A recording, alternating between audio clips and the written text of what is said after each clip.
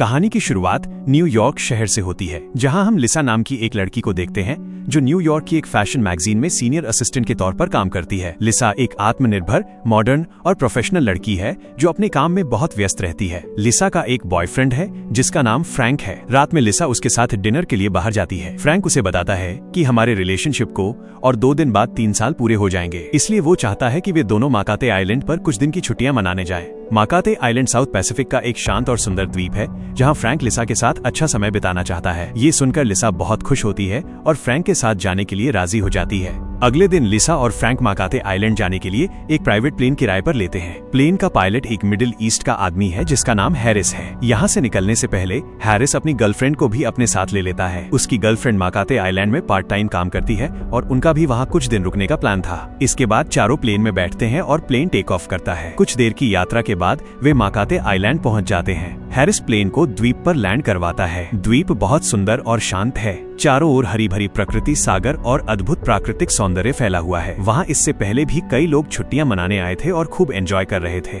लिसा और फ्रैंक सागर के किनारे एक रिसोर्ट में कमरा लेते हैं। सामान रखकर वे आइलैंड घूमने निकलते हैं और एक दूसरे के साथ रोमांटिक समय बिताते हैं। रात में फ्रैंक एक अंगूठी निकालकर लिसा को शादी के लिए प्रपोज करता है। पहले लिसा थोड़ी हैरान होती है, लेकिन बाद में हंसकर हाँ कह देती है। फ्रैंक उसके हाथ में अंगूठी पहना देता है और दोनों एक दूसरे को किस करते हैं। कुछ देर बाद लिसा अकेले एक बार में बैठी होती है। हैरिस उसके पास आता है और नशे की हालत में उसके साथ फ्लर्ट करना शुरू कर देता है। वो लिसा को ड्रिंक ऑफर करता है। ठीक तभी फ्रैंक वहाँ आ जाता है और लिसा उसके साथ चली जाती है। अगले दिन सुबह लिसा के पास उसके बॉस का फोन आता है। बॉस कहता है कि उनके पास एक फैशन शो का जरूरी काम आया है। उसे जल्दी से पास के एक दूसरे आइलैंड पर जाना होगा जो वहाँ से कुछ घंटों की दूरी पर है। वहाँ जाकर उसे फैशन शूट की देखरेख करनी होगी। लिसा फ्रैंक के साथ छुट्टियां मनाने आई थी, इसलिए बीच में जाना नहीं चाहती थी, लेकिन बॉस कहता है कि ये काम हमारे लिए बहुत जरूरी है और अगर तुम ये खत्म कर पाती हो तो तुम्हारा प्रमोशन होगा। यह सुनकर लिसा राजी हो जाती है। वो फ्रैंक को बताती है कि बॉस का फोन आया था और जरूरी काम की वजह से उसे जाना होगा। यह सुनकर फ्रैंक नाराज हो जाता है, लेकिन लिसा उसे समझाती है कि मैं काम खत्म करके बहुत जल्दी तुम्हारे पास लौट आऊंगी, फिर हम फिर से एक साथ अच्छा समय बिताएंगे। इसके बाद लिसा हैरिस के पास जाकर कहती है, मेरा जरूरी काम आ गया है, इसलिए तुम अपने प्लेन से मुझे उस आइलैंड तक छोड़ दो। लेकिन हैरिस अपनी गर्लफ्रेंड के साथ काम के बीच घूमने आया था, इसलिए पहले राजी नहीं होता है। तब लिसा उसे ढेर सारे पैसे देने का प्रस्ताव देती है। आखिरकार हैरिस राजी हो जाता है।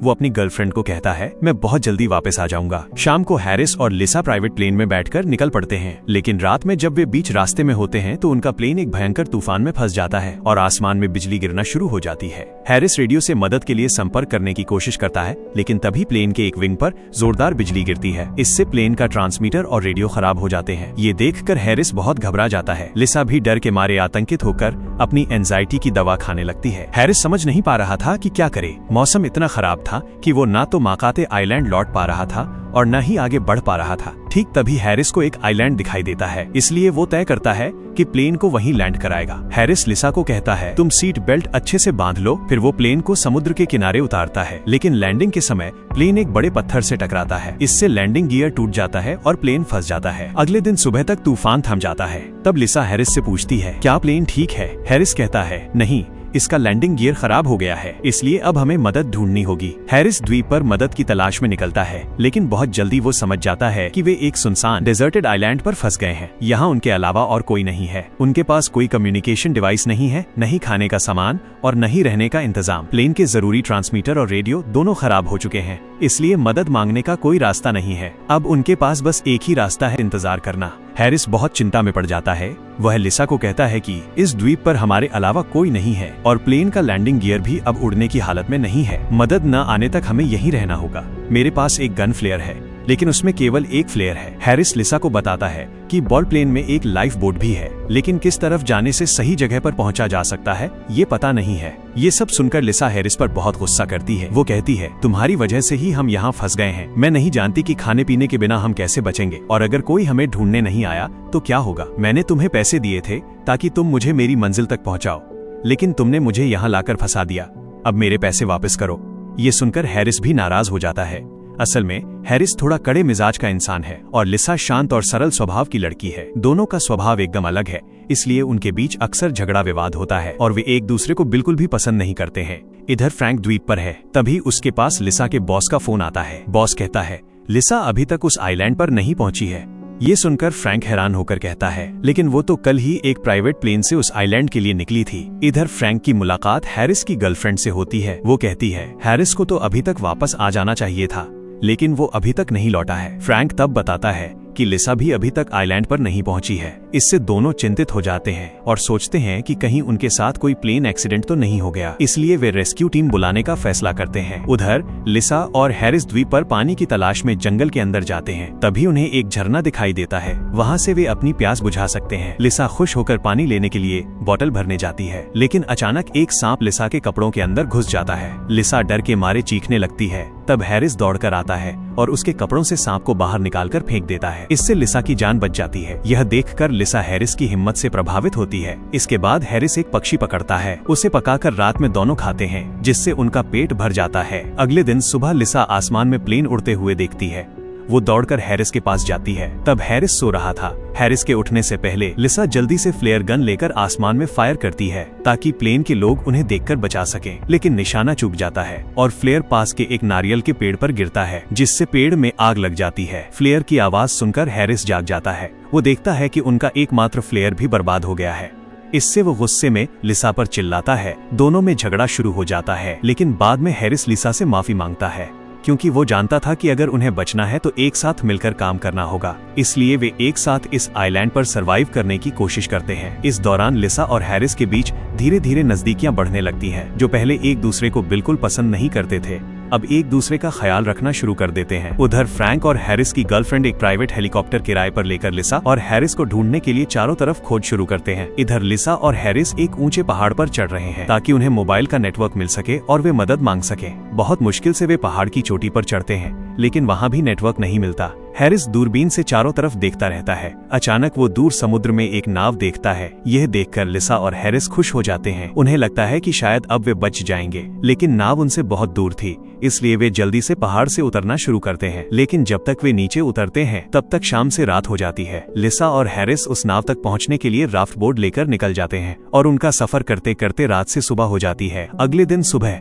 जब वे नाव के कुछ करीब होते हैं, तब हैरिस दूरबीन से नाव में देखता है। वो देखता है कि नाव में कुछ लोग एक आदमी को मारकर पानी में फेंक रहे हैं। ये देखकर हैरिस समझ जाता है कि ये डाकू हैं, जो इस क्षेत्र में अवैध तरीके से घूमते हैं और लूटपाट करते हैं। वो लिसा को कहता है, अगर इन डाकुओं ने हमें देख लिया तो हमें भी मार डालेंगे।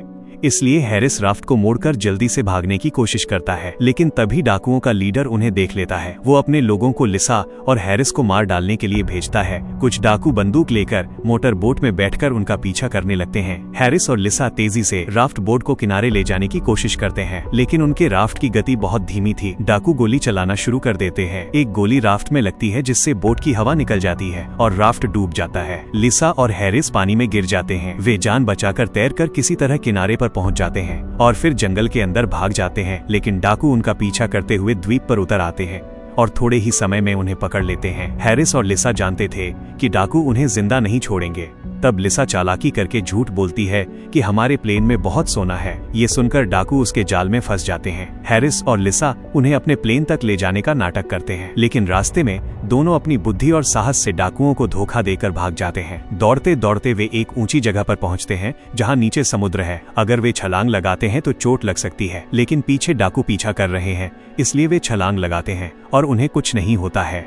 किसी तरह वे जंगल में जाकर छिप जाते हैं। अब उन्हें सिर्फ भूख और प्यास से नहीं, बल्कि इन भयंकर डाकुओं से भी बचना होगा। थोड़ा आगे बढ़ते ही वे देखते हैं कि दूसरे विश्व युद्ध के समय का एक टूटा हुआ जापानी फ्लोट प्लेन पड़ा हुआ है।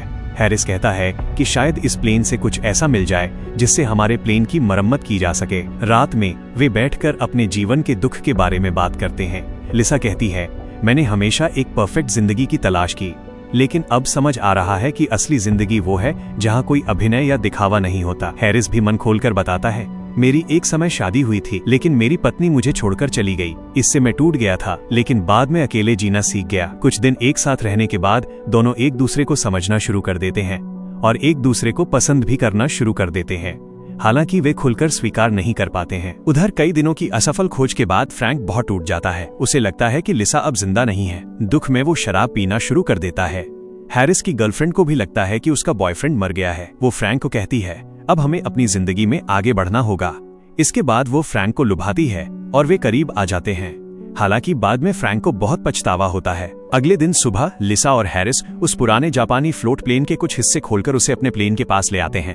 हैरिस अपने प्लेन के टूटे हुए लैंडिंग गियर को मॉडिफाई करता है ताकि वे पानी को रनवे के तौर पर इस्तेमाल कर सकें। लिसा पूरी तरह से उसका साथ देती है। आखिरकार प्लेन उड़ने के लिए तैयार हो जाता है, लेकिन ठीक जब वे उड़ने वाले होते हैं तब वे समुद्र में डाकुओं की बोट देखते हैं। डाकू उन्हें देखकर तोप से गोले दागना शुरू कर देते हैं। एक गोला हैरिस के पास गिरता है जिससे वो घायल हो जाता है, लेकिन ये उनके पास भागने का आखिरी मौका था। वे जल्दी से प्लेन में चढ़कर किसी तरह उड़ने में सफल होते हैं और डाकुओं के ऊपर से निकल जाते हैं। डाकू फिर से उन पर गोला दागते हैं, लेकिन वो उनके प्लेन पर न लगकर उल्टे अपनी बोट पर ही जा लगता है, जिससे उनकी बोट में जबरदस्त विस्फोट होता है और डाकू आतंक में पानी में कूदकर किसी तरह अपनी जान बचाते हैं। यहाँ हैरिस को चोट लगती है और उसे डर होता है कि अगर वो बेहोश हो गया तो प्लेन क्रैश हो जाएगा। इसलिए वो लिसा को सिखाता है कि प्लेन को कैसे लैंड करना है। इधर इस द्वीप पर सब सोचते हैं कि लिसा और हैरिस मर चुके हैं, इसलिए उनकी याद में शोक सभा रखी जाती है। ठीक तभी वे देखते हैं कि हैरिस का प्लेन आसमान में उनकी तरफ आ रहा है, जिसे लिसा चला रही है और हैरिस बेहोश हालत में है। बहुत मुश्किल से लिसा हिम्मत जुटाकर प्लेन को पानी पर उतारने में सफल होती है। सब उन्हें जिंदा देखकर बहुत खुश होते हैं।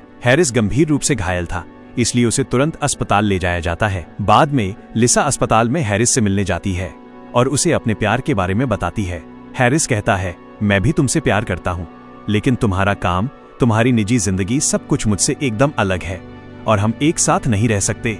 इसके अलावा मैं तुमसे उम्र में बहुत बड़ा हूँ। तुम एक अच्छे लड़के को डिजर्व करती हो। इसके बाद लिसा फ्रैंक के साथ न्यूयॉर्क लौटने के लिए एयरपोर्ट जाती है।